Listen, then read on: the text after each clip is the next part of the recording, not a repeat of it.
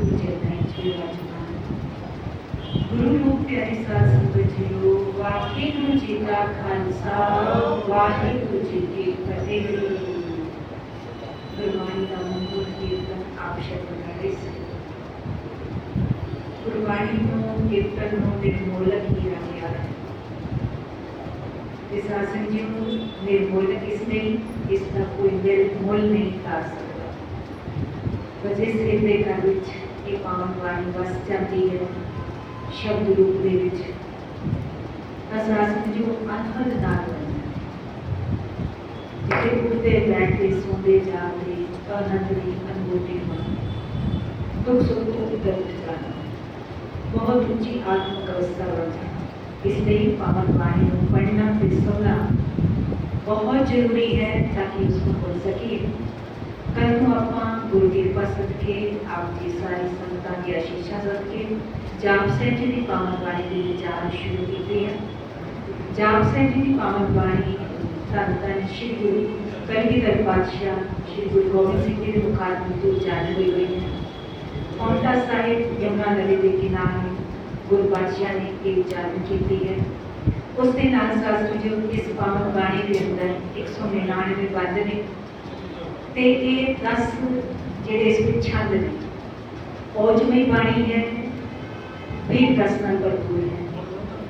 जदों इसनों एकाग्रता के नाल याद के नाल कोई पढ़ता है या सुनता है तो जीवात्मा से परमात्मा का एक तरह का सुमेल करने वाली पावन बाणी। इस पावन बाणी का जो मूल भाव है वो इस तरह है। जाप साहिब का मूल भाव जपजी साहिब के समान ही है।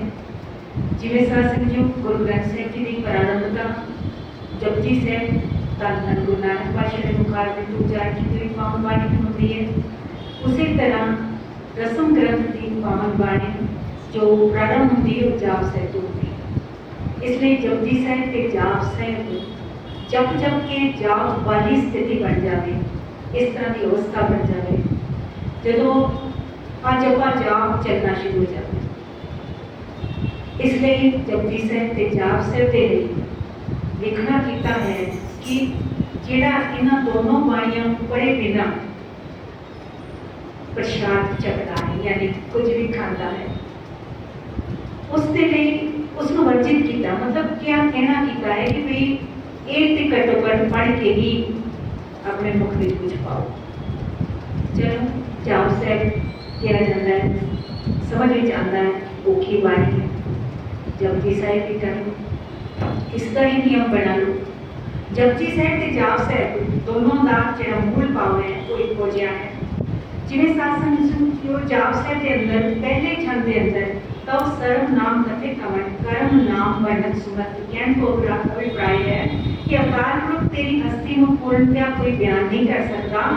ते महापुरुषों ने उस वाहिगुरु के कर्मां नूं वेख के उस पे अनंत कर्म भी थे ना अनेका दस वो सारे जिहड़े संत महापुरुष हुए भगत जन हुए जपण वाले हुए या सासनी आम बंदा भी कह सकते हैं आप साधारण साढ़े वर्गा भी कोई होगा तो उस मालिक का कोई जिहड़ा गुण उसको दिसेगा उसकी दयालु प्रवृत्ति देखी तो उसको दयालु कहता, किसी ने करीम कहता, किसी ने रहीम कह देता, किसी ने कुछ किया किसी ने कुछ किया। पर उस मालिक का जो है वो मुकम्मल तौर पर कोई अंत भी नहीं पा सकिया। उन्होंने अपने अपने ढंग के नाल उस परमात्मा की जो सिफत की सिर्फ सलाह की उस मालिक की सिर्फ सलाह करते हुए जिवें कहना साच को पर उसको पाया केवल ते केवल प्यार सदके गया। साच कहूँ सुन लो सबे जिन प्रेम कियो ते ही प्रभ पाए। जिन्होंने प्यार किया ना असल में प्यार किया हम कोई चीज़ है आप मंगी वो मिल गई आप थैंक्स कर दिता या उसे नाम नाल विगाता ते बहुत दयालु है आप ये कह देता वो दुखों का निवारण करने वाला है। उसने साडा कोई रोग कटिया दुख कटिया साड़ी गरीबी कटी कुछ भी कोई भी 100 चीज़ा हर कुछ मंगते हैं ना उस मालिक को तो उसे हिसाब के नाल उस मालिक का आप नाम ले लेते हैं। उस मालिक के नामां की कोई गिनती मिनती नहीं है ना उसके गुणों की कोई गिनती मिनती है वो अनंत नहीं बेअंत नहीं। इसलिए सास बजियो उस मालिक ने कहने मैं इसको हैं, क्योंकि जिमें एज इट इज, क्योंकि बाणी वैसे भी उच्चारण जो दी गई है इस उर्दू अरबी फारसी सारे शब्द अल्फाज ने हिंदी में भी बोलता है कदे नाले संस्कृत में भी बोलता है कदे नाले कहते उस परवरदिगार के हुक्म से ही सारी रचना हुई तथा उसी के हुक्म से दो विरोधी स्वभाव वाले जीवों की उत्पत्ति हुई, जिसे जमाल अर्थात प्रेम रूप तथा जलाल अर्थात भयानक रूप कहा जाता है। यही नहीं, ईश्वर सगुण और निर्गुण दोनों रूपों में विद्यमान है, फिर भी कुर्बानी अवतारवाद का समर्थन नहीं करती, मूर्ति पूजा का खंडन करती है, क्योंकि उस प्रभु की कोई मूर्ति बन नहीं सकती। ये तो समस्त जीवों के स्वयं के उद्गार हैं कि वे जिस रूप में ईश्वर को साकार कर लेते हैं फिर उसी की उपासना में उन्हें आनंद की अनुभूति होती है। वस्तुतः एक अकाल पुरुष ही संसार का सृजनकर्ता, पालक एवं सहायक है। वो जन्म देने वाला, पालना करने वाला, संहार करने वाला भी वो परमात्मा आप है। एक गल वक्री है कि उसनो भी देव के रूप में वक्रियां ड्यूटियां लाके मालक ने, पर उससे पीछे ताकत शक्ति आदेश उस मालक का चल गया है। इसलिए कहना किया है कि वस्तुतः एक अकाल पुरुष की संसार का सृजन करता, पालन करता और संहारक है। श्री गुरु गोविंद सिंह जी उस मालिक के अनंत गुणों का गान करते करते उसके एक विशिष्ट गुण का जिक्र करना अति आवश्यक समझते हैं कि जीव कितना भी मंद कर्मी क्यों ना हो, जीव जितना भी मंद कर्मी यानी जितना भी माड़े कर्म करने वाला क्यों ना हो, पर परमात्मा उसका रिजक बंद नहीं करता। वो परमात्मा क्योंकि वो पालनहार है, सृजनहार है, वो परमात्मा किसी का रिजक बंद नहीं करता, उन्होंने देना बंद नहीं कर देता। कर्म गति है उसकी, हथ विच आया हुआ निवाला वो खा ना सके, उन्होंने नसीब ना हो या पच ना सके, गल वक्री है, पर वो दाता देता सब है, वो किसी का रिजक बंद नहीं करता। इस गुण का उस मालिक का विशेष गुण विच प्यार विच गुरु पातशाह ने इसका जिक्र किया है। उस प्यार के अथाह सागर से प्रेम करने वाला जीव भी उसी सागर का रूप हो जाता है, उसी की सिर्फ सलाह करता हुआ है, वो प्यार के जुमले में हिलोरे लेता है, हर पल आनंद मगन रहता है। आओ सतगुरु से कृपा याचना करते हुए उस परमात्मा की सिर्फ सलाह करने वाली ये पावन वाणी जो गुरु गोविंद सिंह जी के मुखार बिंद से उच्चारण की गई है, उसकी अपन विचार करने का एक निमाना सा कुछ सा प्रयास करते हैं। एक ओंकार सतगुरु प्रसाद वो परमात्मा अद्वितीय है, उसका कोई मतलब अनुपम है, अनोखा है, उस जैसा कोई नहीं। वो परिपूर्ण परमात्मा अद्वितीय है।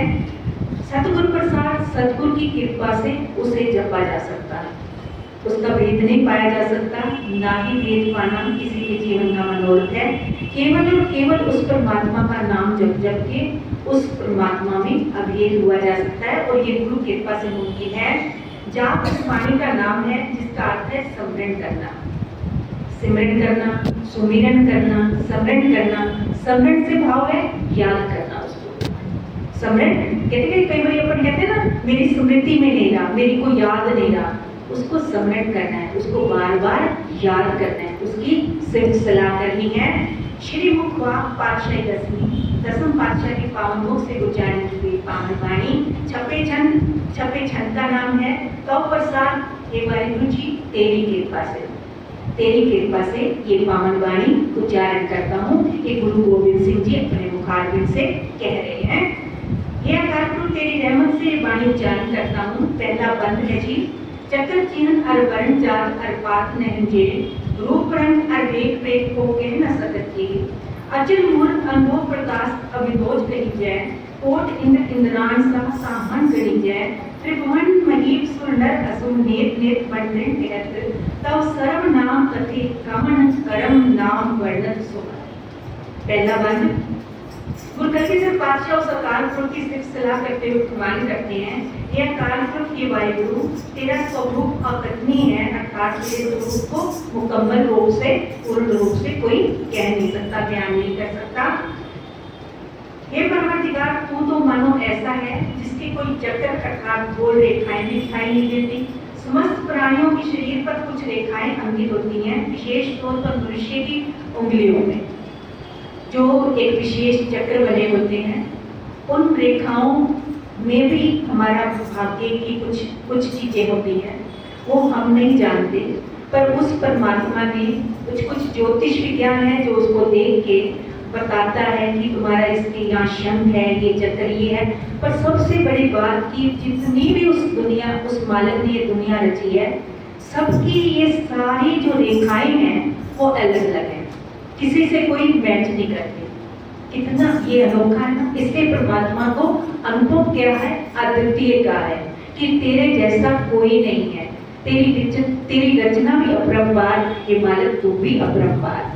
वो परिपूर्ण परमात्मा कहते हैं उनके जो, लेकिन जिसने ये सारे चक्र बनाए हैं, सारे चिन्ह बनाए हैं, निशान बनाए हैं, उस परमात्मा का कोई चक्र नहीं है, उसके कोई निशान नहीं है, क्योंकि रूपरेख से अलग है, परे है।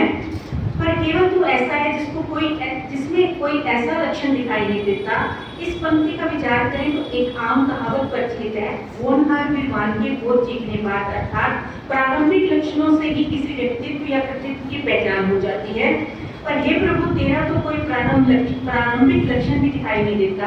अतः स्पष्ट है कि तेरा पूर्णतः वर्णन करने में कोई भी समर्थ नहीं हो सकता। अक्सर समस्त वस्तुओं का, प्राणियों का कोई ना कोई रंग अवश्य होता है।